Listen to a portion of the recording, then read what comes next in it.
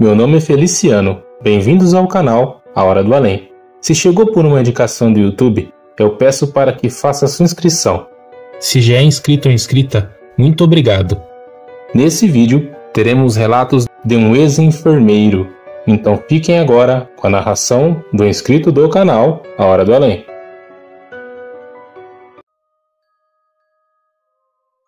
Bom dia, boa tarde, boa noite, Feliciano. Eu não sei que hora que você vai ouvir isso.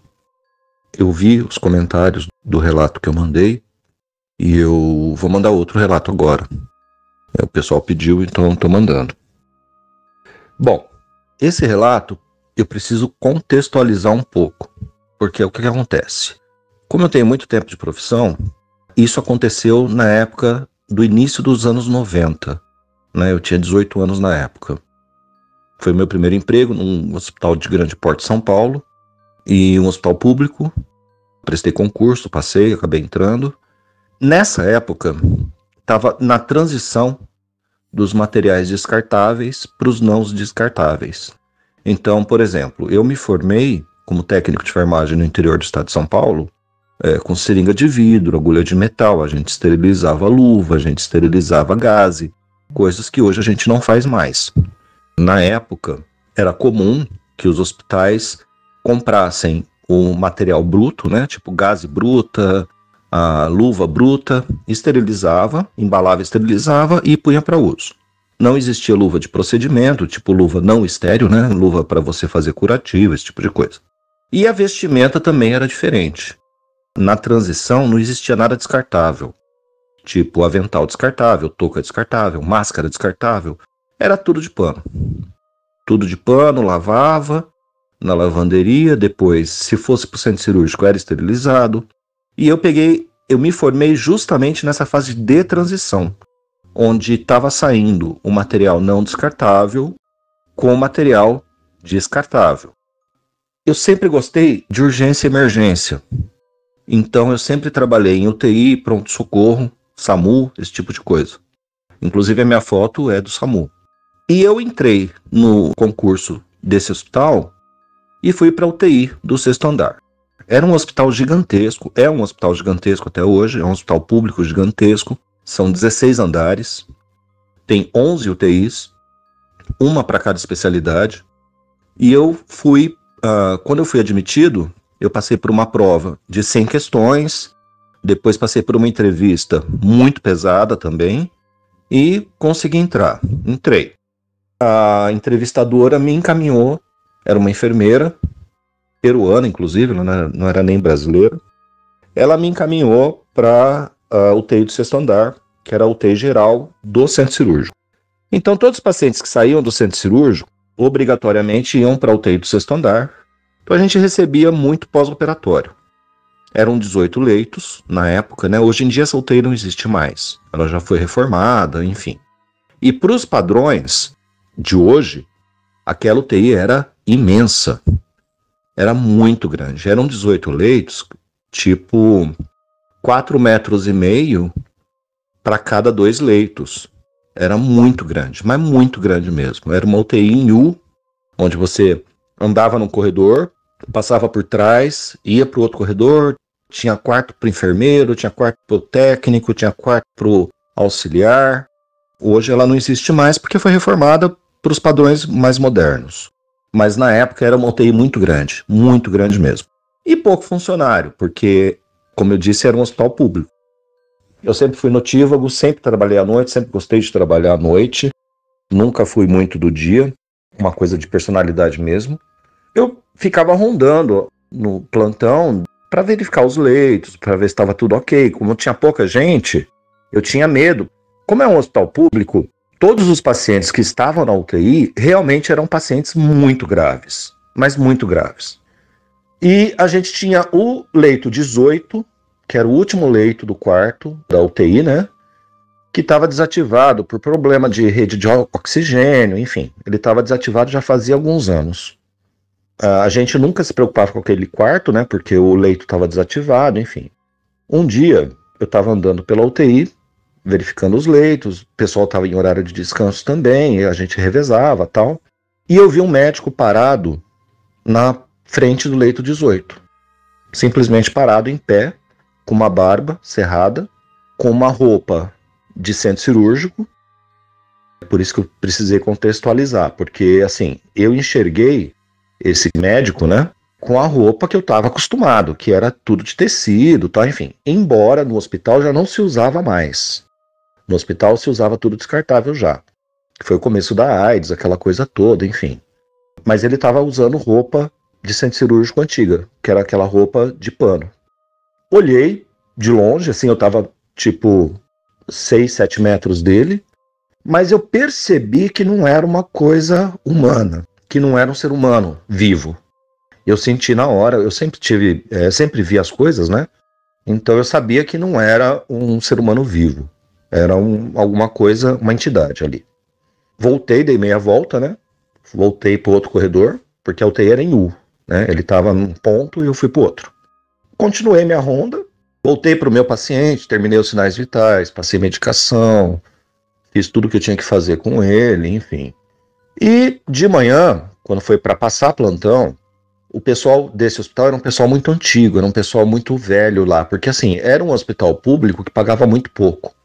Então quem ficava era quem tinha tido algum benefício do governo de anos atrás, enfim. Tinha uma rotatividade muito grande de funcionário novo lá. Então a maioria era gente muito antiga, né? Eu era caçula, né, com 18 anos de idade na época. E aí eu conversando com uma auxiliar de enfermagem muito antiga do hospital, eu comentei com ela. Eu falei, então, determinada hora da noite, era umas 3h30, 4 horas da manhã mais ou menos, eu vi um médico assim, assado, parado em frente o leito 18. Ela falou, então, esse médico, ele já é famoso aqui na UTI. Falei, como assim? Esse médico, o que acontece? Ele era um cirurgião geral aqui do centro cirúrgico, né? E ele vinha sempre trazer pacientes para cá. Só que teve um dia que esse médico teve uma apendicite crônica, agudizada. E ele acabou sendo operado no centro cirúrgico, aqui no 6º andar, e veio para a UTI no leito 18. Naquela época o leito 18 ainda funcionava. Só que ele acabou falecendo.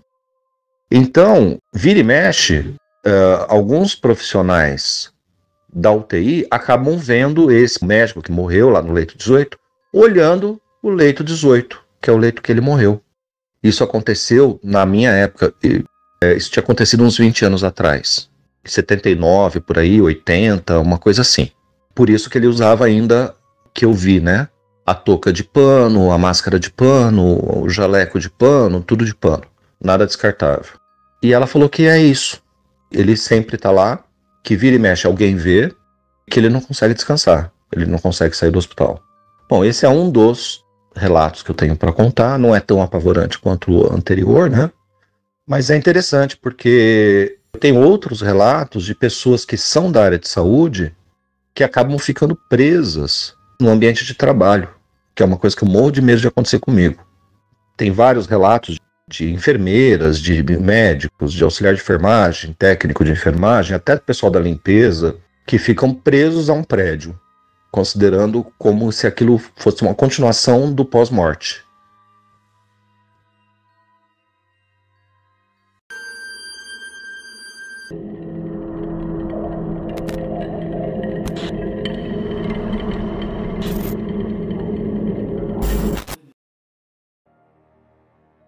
Oi, Feliciano. Eu tenho um outro relato desse mesmo hospital que eu trabalhei no começo da profissão, só que não foi comigo, tá? Isso aconteceu, na verdade, 2 acompanhantes de pacientes no hospital.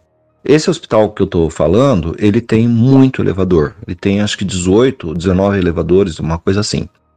E tem um elevador que é exclusivo para UTI e centro cirúrgico do 6º andar. E ele é famoso por dar defeito. Ele sempre para, do nada. E não é um elevador velho, é um elevador novo. Quer dizer, na época era novo, né? Mas o que aconteceu? Um dia, 2 meninas entraram no elevador para subir para o 6º andar. O elevador travou, apagou a luz, tudo tal. E elas ficaram desesperadas. Nisso, o rapaz estava junto, começou a conversar com elas e falar, não, calma, daqui a pouco o pessoal da manutenção vem. E assim, elas não enxergavam nada, tava um breu lascado dentro do elevador. E o rapaz conversando e tentando acalmar elas, falando, não, fica tranquila, logo logo o pessoal da manutenção vem, abre, e eles começaram a conversar. E trocar ideia, e falaram da vida pessoal delas, e dele também, e ele falou que ele era um residente, que ele estava no hospital para trabalhar, enfim, e foram conversando. Passaram algumas horas, tipo umas 3, 4 horas, o pessoal da manutenção abriu o elevador e elas conseguiram sair. Só que só estavam elas. Ele não estava no elevador. Depois eu vim a descobrir, existe uma história famosa dentro desse hospital, onde esse residente, ele foi até o 16º andar, que é o andar de administração, há muitos anos atrás, milhões de anos atrás, para resolver questões de documentação, enfim. E quando ele foi pegar o elevador para descer, o elevador abriu, mas o elevador não estava lá. E ele acabou morrendo no fosso do elevador. E ele fica assombrando esse elevador até hoje. Porque eu vi uma história há pouco tempo de uma colega que ainda trabalha lá, né, nesse hospital, que falou que aconteceu exatamente a mesma coisa. O elevador travou com algumas pessoas dentro e ele ficou acalmando as pessoas, conversando, tal, enfim. E quando a porta do elevador abriu, esse cara não estava lá dentro. Então essa é uma historinha curta, mas do mesmo hospital. Então eu espero que vocês curtam. Um abraço. Fui.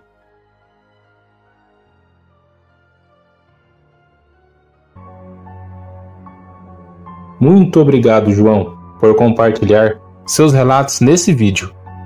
Se vocês quiserem ver seus relatos, pessoal, eu deixei na descrição do vídeo o link do meu WhatsApp. Eu gostaria de agradecer a cada um de vocês que está sempre aqui acompanhando o canal, deixando o like, compartilhando e comentando. E a vocês também que estão chegando hoje.